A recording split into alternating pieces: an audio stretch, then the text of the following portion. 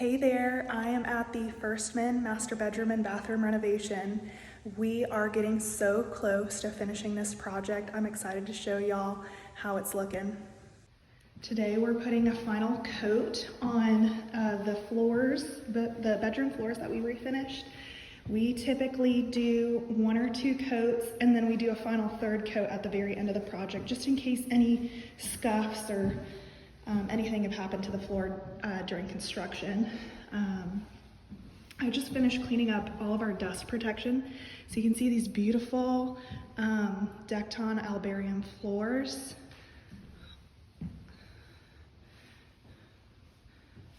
You can see these beautiful mirrors we just got installed. This floating vanity with motion sense lights underneath.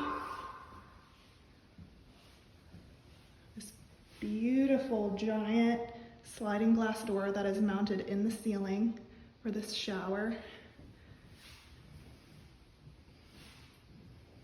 I have some final touches to do in the shower. And this is a little makeup vanity area. We are adjusting a little insert that goes inside that bottom door.